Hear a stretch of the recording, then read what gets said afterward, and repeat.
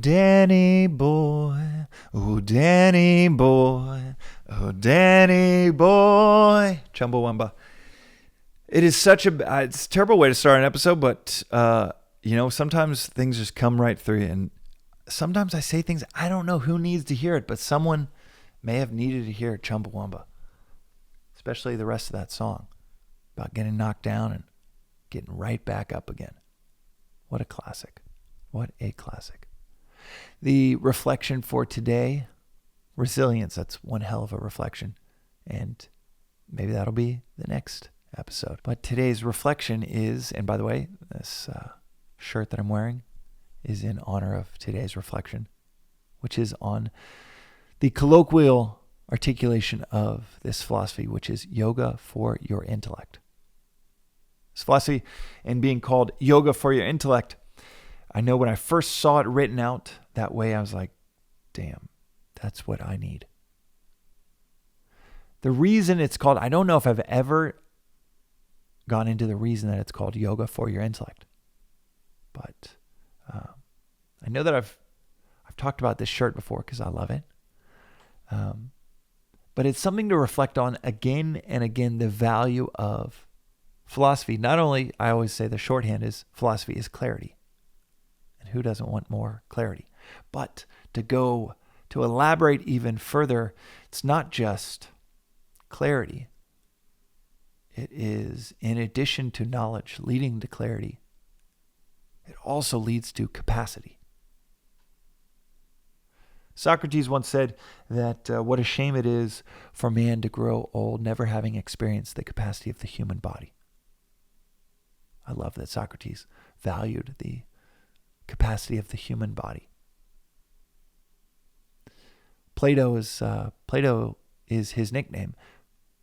Plato means broad-shouldered.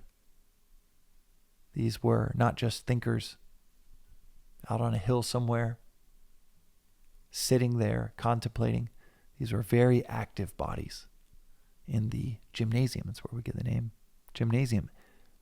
Wrestling, working out, training. They were soldiers in past lives. I don't mean that literally, more like metaphorically. They were soldiers, Greek soldiers, before they were philosophers. They were active, in it, in the mix. Yoga for your intellect is maybe and I dare to slightly improve something Socrates said, but what a shame it would be for any of us to reach the end of our lives never having experienced the capacity of ourselves, the capacity of our mind, the capacity of our intellect. The intellect within this philosophy is often described as the capacity to see the end in the beginning. And it's something that needs to be cultivated, developed like the body. This philosophy famously, and perhaps the central contribution, practical contribution in our daily lives is from this philosophy, is that you have two inner equipments within you, a mind and an intellect. Mind and intellect, not just a mind. As I said a few episodes ago, and I touch on probably every 15 episodes, the mind and the intellect. The mind is our likes, our dislikes, our feelings, our emotions, preferences. The intellect is our capacity to discern. Not only see the end in the beginning, but that is our ability to judge, reason, discern. Between these two choices in our career or in life or in our order for ice cream at night, what's the right decision? What's the wrong decision for us? Is 5 scoops too many? By the way, excess sugar before night will destroy your sleep quality. So, everybody's different, but for me, it ain't 5 scoops. That's the intellect jumping in to make that decision. And yoga for the intellect is like yoga for your body. Putting yourself in a position not just to strengthen the body, but also putting yourself in a position that requires you to overcome your appetites, to overcome your desire, your preference to get out of that position.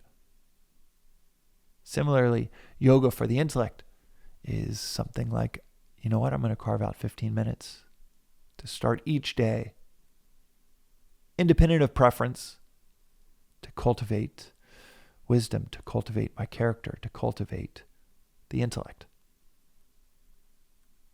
Maybe it is seeing a preference 4 or 5 scoops, 3 scoops, 2 scoops, and you say, you know what, I'm going to have 1. Maybe it is saying, you know what, I really don't want to work out today, but I'm going to do it anyhow. That is the investment in the intellect over the mind. That is the cultivation, the development of the intellect, the application. The same way that you put yourself in a slightly difficult, contorted position in yoga, in hatha yoga, physical yoga. Yoga for your intellect is the same thing, but it is the position you put your mind and body in. I'm going to have this hard conversation. I'm not going to overcommit just because people want me to, and I'm going to prioritize my sleep over an extra hour at the late dinner. Any number of these and countless other examples that we give within this podcast project. They are yoga for your intellect.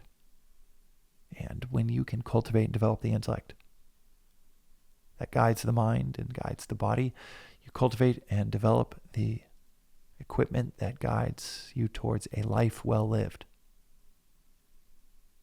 that guides you towards nearing the end of your life feeling like you touched and discovered your capacity. This philosophy, this yoga for your intellect, without it, with a loose, undeveloped, unstrengthened intellect, with an unguided mind, it is the opposite of a life well lived.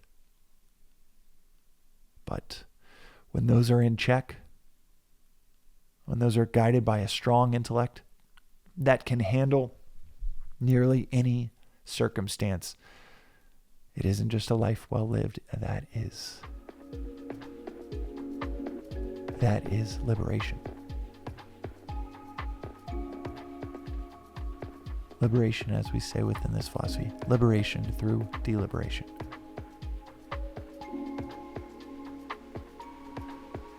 A deliberate approach